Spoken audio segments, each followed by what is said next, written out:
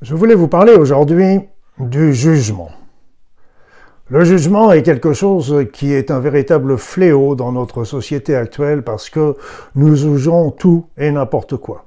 De plus, très souvent, les médias nous donnent l'opinion que nous devrions avoir et donc que nous pouvons prendre sans avoir même à y réfléchir. Donc le jugement est quelque chose de terrible parce que comment voulez-vous juger les actions d'une autre personne sans connaître exactement ce qu'il s'est passé. D'autant plus que nous savons, et j'avais vu ça en étudiant la PNL, c'est que nous n'avons pas tous les mêmes motivations, les mêmes buts, les mêmes raisons d'agir. Et par exemple, quand il y a des personnes qui recherchent de l'argent, ce n'est pas forcément pour le pouvoir, la richesse, l'opulence, etc. Il y en a d'autres qui vont rechercher l'argent parce que ça va leur donner, ils vont constituer un petit bas de laine pour la sécurité, pour eux-mêmes, pour leurs enfants, pour leur retraite, etc. Il y en a d'autres, c'est pour donner cet argent aux pauvres, aux ONG, aux personnes, aux nécessiteux, etc. D'autres vont avoir besoin d'argent parce que ça va leur permettre de faire la fête, d'aller faire des grands voyages, d'aller jouer, de passer des grands week-ends, etc. Et puis d'autres, évidemment, sont pour rechercher la puissance, la domination, etc. Mais si vous voulez, quand une personne cherche de l'argent, on a tôt fait de lui prêter nos propres intentions et de le juger à partir de ça, mais alors que ce n'est pas du tout la même chose. Lui a vécu des éléments et connaît tous les tenants et les aboutissants, donc il faut sortir de cette notion de jugement. Et parce que vous savez que ce jugement, évidemment, on peut toujours le porter aux autres et aux autres situations, mais il ne faut pas oublier que nous en sommes aussi des victimes. Il faut bien savoir que le jugement, d'une manière encore plus générale, elle se réfère à quoi? Elle se réfère au bien et au mal, aux notions de bien et de mal, qui sont des notions très arbitraires, parce que vous savez que dans toutes les religions, les notions de bien et de mal sont développées, mais ce qui est bien et ce qui est mal n'est pas forcément tout à fait identique partout.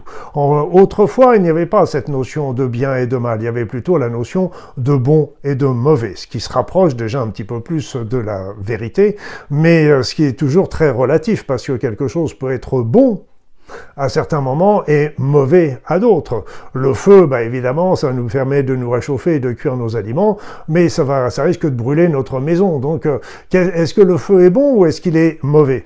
Vous savez, il y a aussi des personnes qui me disaient très justement, si quelqu'un tue une personne, là, aujourd'hui, quelque part, il va passer en procès et puis il va en jugement et il va certainement aussi passer des années en prison. Mais si cette même personne avait tué quelqu'un à la guerre, on aurait pu lui donner une médaille. Donc vous voyez que c'est toujours très relatif selon la position, le moment où on va le choisir. Et ce qu'il faut bien savoir aussi, c'est que le jugement n'existe pas, même dans le monde subtil. Le seul jugement qu'il peut y avoir, c'est un jugement que nous ferons sur nous-mêmes. Et nous serons évidemment les pires juges parce qu'on savons très bien pourquoi et comment.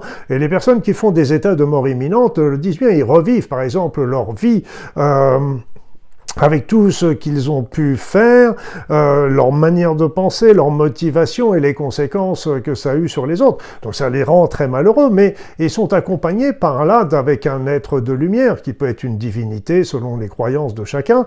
Eh bien, cette divinité-là n'est pas pour les juger, c'est plutôt pour leur remonter le moral, si je peux dire, pour leur dire, bon, allez, t'as fait une bêtise, t'as fait pas mal de choses dans cette vie, mais t'as appris au moins de ça. Ça t'a permis de comprendre que tu t'es trompé, que tu as fait des erreurs, que tu as fait des choses mauvaises et tu as appris, tu as avancé. C'était ça ce qui était le plus important. Et puis si tu n'as pas compris, tu comprendras dans les vies suivantes. C'est pas grave, on a dû le faire plein de fois dans le passé. Mais ce n'est pas un jugement. Et là, on dirigeait à ce moment-là l'âme, non pas en enfer, purgatoire, paradis, en fonction qu'il a été gentil ou très méchant. Eh bien, on va l'envoyer dans le niveau, dans l'au-delà, qui correspond à son niveau d'évolution personnelle.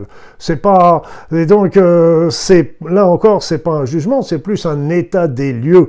En sens que je vais donner un exemple. Si vous Si vous allez faire une formation en anglais alors que vous êtes adulte, vous allez voir dans un cours et on va vous demander est-ce que vous savez parler anglais, est-ce que vous débutez, est-ce que vous savez parler anglais, est-ce que vous vous débrouillez bien en anglais et vous voulez perfectionner. Donc il y a toujours 3 niveaux.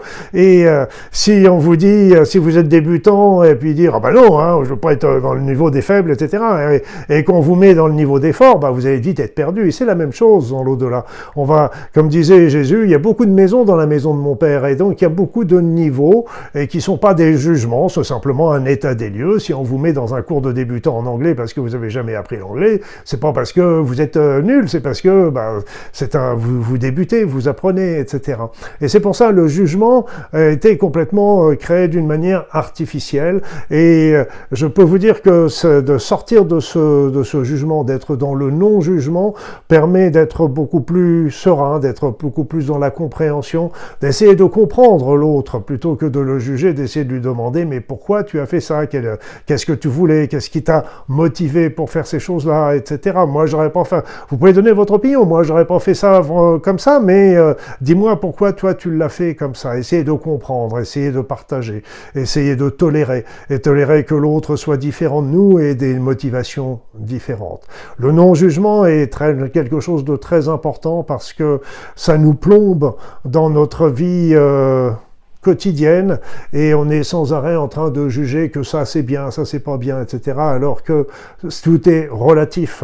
Comme disaient les Chinois, il y a le yin et le yang, et ils ne s'opposent pas, le nuit et le jour ne s'opposent pas, ils se complètent, comme on le sait, le masculin, le féminin ne